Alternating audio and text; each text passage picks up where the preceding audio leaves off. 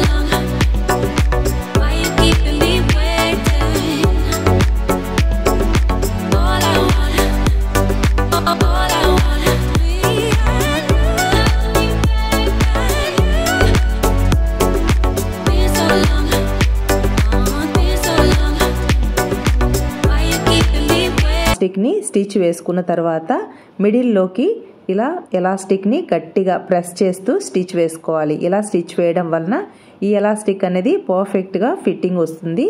ఇలా ఫస్ట్ నుంచి ఎండ్ వరకు స్టిచ్ వేసుకోవాలి. ఈ స్టిచ్ వేసేటప్పుడు కంపల్సరీగా ఎలాస్టిక్ని ఇలా గట్టిగా ప్రెస్ చేసి స్టిచ్ వేసుకోవాలి.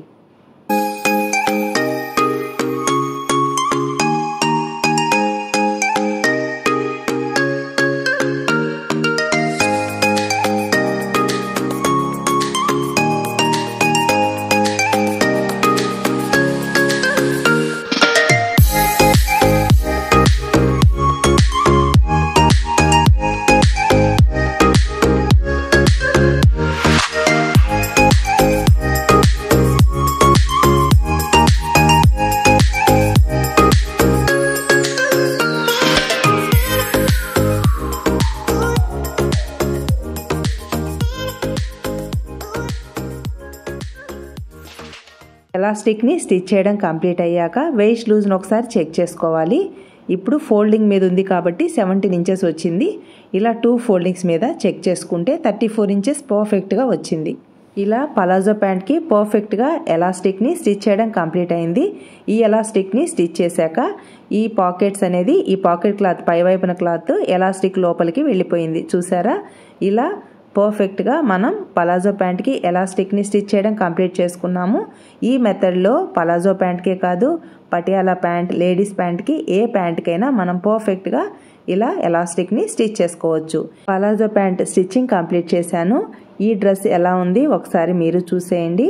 ఈ డ్రెస్ ఫ్రంట్ డిజైనర్ నెక్ని స్టిచ్ చేశాను.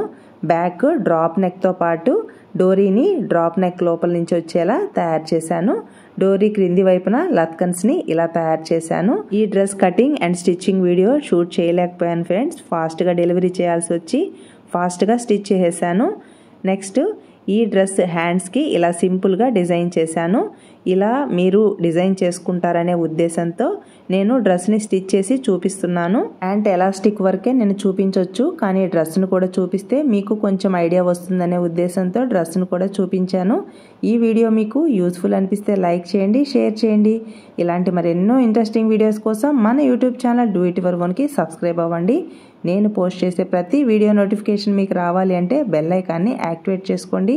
మీ సపోర్ట్ ఎప్పటికీ ఇలాగే ఉంటుంది అనుకుంటున్నాను. Thanks for your support and thanks for watching.